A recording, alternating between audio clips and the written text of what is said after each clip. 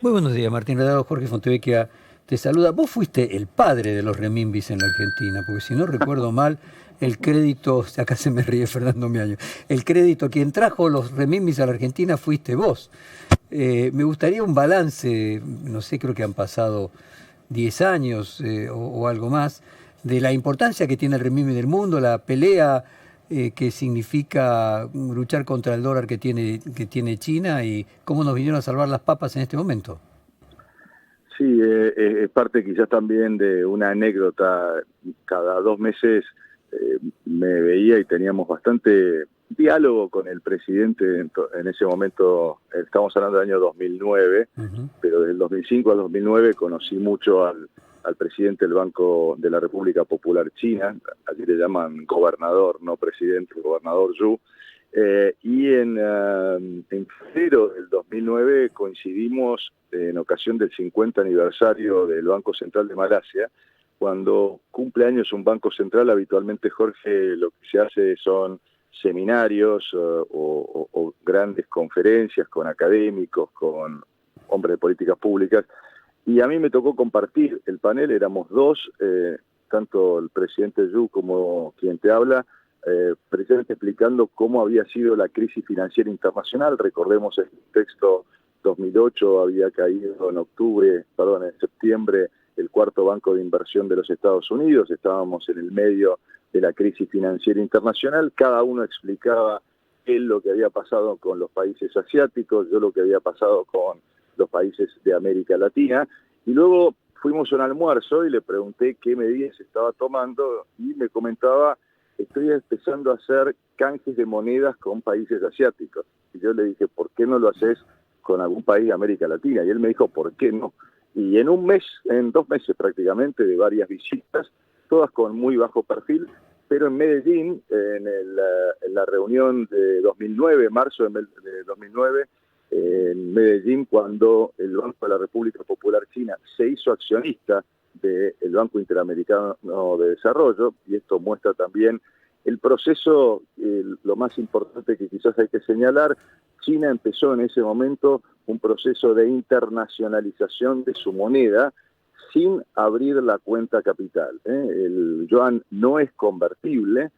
Lo que ellos siempre tuvieron temor era que le pasara lo que le ocurrió a Japón en la década de los 80, que se apreciara mucho su moneda, que hubiera ingreso de capitales, producto del boom de China en ese momento, que hubiera ingreso de capitales y que eso generara una apreciación, es decir, que el yuan se volviera caro con respecto y el dólar se volviera barato. Entonces, querían hacerlo de manera bilateral. Así empezó entonces con la Argentina. Recuerdo que en ese momento mucho no le gustó a la presidenta, porque me reprendió llamándome. Le dije: mire, esto lo estamos haciendo para darle más seguridad al Banco Central. Pero lo que hicimos con mucha cautela, Jorge, en ese momento, la gran diferencia de lo que ocurre ahora, no lo incluimos dentro de las reservas, no lo incluimos dentro de la contabilización de la reserva. En ese momento teníamos casi 50.000 millones de dólares contantes y sonantes, y la línea que se hizo en principio en Medellín, fines de marzo del 2009, era por 66.000 millones de yuanes, y en ese momento el yuan estaba 6,6 versus el dólar, es decir, 10.000 millones de dólares. Bueno, después nosotros hicimos una prueba piloto, sí, porque muchos me desconfiaban acá en Argentina si se podía convertir o no a dólares. Hicimos una prueba piloto por 500 millones por 6 meses, a una tasa muy baja. Lo importante también es que nosotros publicamos la tasa en ese momento. Ahora no hay transparencia con respecto, digamos, si hacemos una mirada rápida en los 12 años, desde aquellos 13 años desde la originación de ese swap. Hoy las grandes diferencias es: esos yuanes se contabilizan como parte de reservas, tanto la parte que está activa como la que no está activa, con lo cual los yuanes no son convertibles directamente, hay que pedirle permiso especial, y ahora no se han convertido a dólares, sino que se han usado para importar mercadería de China, y ahora también para pagarle al Fondo Monetario Internacional. Yo estoy convencido que no se puede cambiar yendo quizás una pregunta de fondo, Jorge, a el Fondo Monetario por China. Ni China va a jugar ese rol, es un jugador importante del sistema financiero internacional, es el segundo accionista del Fondo Monetario y por lo tanto, bueno, hay que tomarlo como una línea más de crédito, pero de ninguna manera pensar que puede ser un prestamista de última instancia. Martín, también quiero apelar a tu experiencia del Banco de Basilea y a una mirada más de mediano y largo plazo. Abrimos hoy el programa con la trampa de Tucídides y la idea de la competencia entre China y Estados Unidos. ¿Es imaginable dentro de 30, 40 años que el dólar tenga una competencia, como en algún momento se imaginó que podía ser el euro y después Europa se insignificantizó, de que el renminbi pase a ser una moneda que le compita al dólar a nivel mundial como moneda de referencia y de ahorro? Bueno, es muy buena tu referencia a la trampa de Tucídides. Hace unos meses me llegó, seguramente lo has leído, Jorge, el libro, bueno, en inglés le voy a hacer la traducción al castellano, Destinados a la Guerra, ¿no?, de Graham Allison, que fue mi decano en la Universidad de Harvard. En inglés es Destined for War, ¿no? Y toma precisamente la trampa de Tucídides, de lo que fue la guerra entre Esparta y Atenas, y después hace un desarrollo en la historia de potencias emergentes y potencias consolidadas. Y si mal no recuerdo, en los 2000 años de historia, desde un poco más, desde Atenas a Esparta, ha habido 14 episodios de tensiones y 10, o 16, perdón, y 12 terminaron en guerra, ¿no? Yo estoy, a ver, nada es cierto en este mundo y bueno, ayer presentábamos las propuestas de política exterior de Horacio Rodríguez Larreta. Una de las cosas que yo señalaba es que estábamos en algo que se define académicamente como un interregno. Interregno es cuando salís, Jorge, de una posición, lo que era la globalización, y vas hacia otro punto que todavía es desconocido. Y esto es diferente de una transición. Una transición salís de un punto y sabés hacia dónde vas. Hoy podemos ir hacia una bipolaridad, hacia un regionalismo, hacia nuevos regionalismos. Mi impresión es que el dólar y el renminbi van a convivir, que el renminbi no va a reemplazar, sobre todo porque China es muy cautelosa de no abrir la cuenta capital. Es decir, si vos hoy querés comprar renminbis, tenés que pasar por el Banco de la República Popular China, y si lo querés cambiar a otra moneda, también. Solamente hay en Nueva York mercados futuros sobre renminbi, pero no hay, si vos querés comprar renminbi papel o renminbi también virtual, porque también hay un renminbi digital, y ese es un gran avance que han hecho. China está a la vanguardia de la digitalización de monedas, pero me parece que deberíamos tener una crisis muy grande en Estados Unidos o un proceso de inflación que lo tuviste en los años anteriores, pero como vos sabés, la inflación ha venido bajando en Estados Unidos. Hoy estamos en un 4% anual. No hay una huida del dólar en el mundo. Para que haya un sustituto, tiene que haber una salida de lo que es la moneda mundial. Yo pienso, o mi análisis es que vamos a tener un sistema de multimonedas en donde haya algunas que tengan primacía y el renminbi va a tener su parte, sobre todo con más influencia regional en el Asia-Pacífico. O sea que si hoy, en la tercera década del siglo XXI, volviéramos atrás y apareciera un caballo que quisiera crear una convertibilidad como una alternativa para salir de la alta inflación, y ahora te voy a preguntar sobre cómo salir de la inflación, en lugar de paridad con el dólar, lo que habría que crear es una paridad con un conjunto de monedas entre la que no podría faltar el renminbi y el real, en el caso argentino. Sin duda, sin duda, sin duda. Cuando mirás a qué tipo de canasta, debe ser con aquellos países que tenemos más comercio, porque son aquellos que marcan una devaluación o no con respecto a competitividad, y por supuesto debieras incluir al dólar, debieras incluir al real, al euro y al renminbi, y quizás al yen. Esas debieran ser la canasta de monedas, y de hecho las reservas tienen que estar compuestas en en esa canasta, porque marca los riesgos que tiene la Argentina con respecto a sus socios comerciales. Bueno, y ahí voy entonces a la pregunta ya de actualidad concreta. Vos sostuviste que lo que plantea Bullrich de volver a endeudarse con el fondo no es una solución para el plan de estabilización. Me gustaría, por un lado, la crítica a lo que se dijo y por otro lado, la propuesta de cómo salir de la inflación. Sí, blindar al Banco Central para salir del cepo, ese fue el concepto. Primero, bueno, es un concepto que nos retrotrae al 2001, creo que después se explicó, pero de todas maneras utilizar el concepto de tomar plata, endeudarse para resolver un problema, es justamente lo que no tiene que hacer la Argentina. Argentina se ha llegado a este deterioro, a esta ruptura que tiene hoy la economía y la sociedad, en parte es por esta tendencia recurrente a endeudarnos. Por lo tanto, pensar que uno se puede endeudar, y además hay un desconocimiento, Jorge, del funcionamiento de la burocracia financiera internacional. Es imposible que el Fondo Monetario te dé una línea para poder liberar el cepo.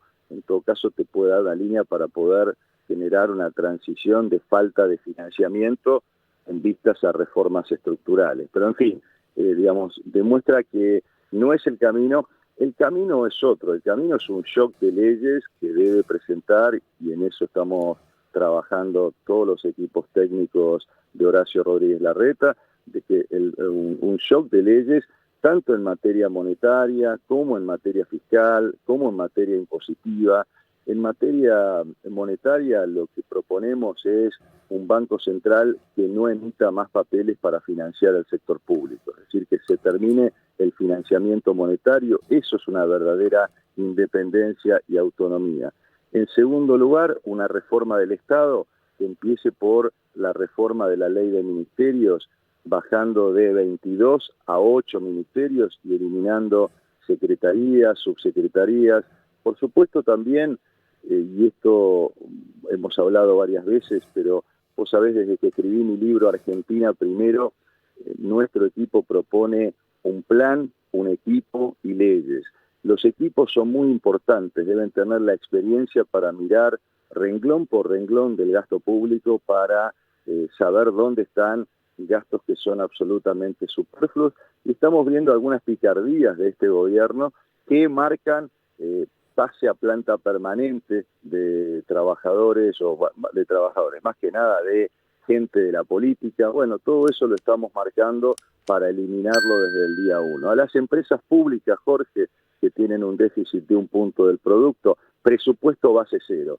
Eso significa que deben justificar cada uno de los gastos y que los gastos sean equivalentes a los ingresos. Tercero, una simplificación impositiva, ampliar la base de tributación y simplificar impuestos, y generar también incentivos para que los dólares físicos que están en la Argentina, incentivos impositivos, se vuelquen a la producción y al consumo. Luego también planteamos que el plan de estabilización tiene que ser un plan de estabilización y crecimiento, porque sin crecimiento no hay estabilización y sin estabilización no hay crecimiento, y los dos tienen que ser simultáneos. Y entonces planteamos la eliminación de las retenciones por ley para 200 productos regionales y una reducción sistemática en 4 años. Con este plan lo que planteamos es bajar la inflación a la mitad, Jorge, en el primer año, y bajarla por ley también, vaya bajando la nominalidad del crecimiento del gasto por ley al segundo año. Si empezamos el primer año, este año va a dejar el gobierno un 140%, plantear bajarla a la mitad, al 70% el año que viene, al 35% el año subsiguiente, al 15% en el tercer año y a un dígito en 4 años. Ese es el plan antiinflacionario, por supuesto sí saliendo del cepo lo antes posible, pero saliendo del cepo lo antes posible con dólares genuinos, por ejemplo, con dólares de la energía, licitando ya las plantas que se necesitan hacer para tener los gasoductos que nos permitan. El que es más sencillo es venderle a Brasil, y eso forma parte también de la política internacional activa, que abra mercados, que mire oportunidades. Ayer yo planteaba que el eje de la política exterior del próximo gobierno debe ser generar más dólares y más empleo para la Argentina. Bueno, la energía y la transición energética son las vías para generarnos dólares en el corto plazo, junto con una buena cosecha del agro. Clarísimo, Martín. Aquí me dicen por un lado tu prensa que te tenés que ir, pero por otro lado tengo a Fernando Meaños que se muere por hacerte una pregunta. ¿Cómo no? ¿Qué tal, Martín? Buen día, ¿cómo estás? Hola, Fernando. En este mismo plano, para el día 1, ¿qué le dirías a Horacio Rodríguez Larreta que hay que hacer con el Banco Central? ¿Hay que reformar la Carta Orgánica? Vos te opusiste fuerte a la reforma que se hizo en 2012. ¿Hay que volver a la Carta Orgánica previa a 2012 o directamente hay que reformarla para impedir el financiamiento al Tesoro? Desde el día 1, como decimos, un shock de leyes, quizás volviendo al metro cuadrado, por eso mencioné primero, aunque no tiene que ser primero, pero proyecto al presidente Rodríguez Larreta en la Asamblea del Congreso, la Asamblea Legislativa, planteando una Argentina que está rota, pero que tiene arreglo. Una de las leyes para que tenga arreglo es tener una carta orgánica que elimine directamente. Hoy la situación, yo me opuse, como vos decís, después de haberle puesto un freno al manotazo de las reservas que le quiso dar Cristina en el 2010, me opuse a la reforma de la Carta Orgánica, que fue un viva la pepa en términos de emisión, y lo estamos viendo ahora.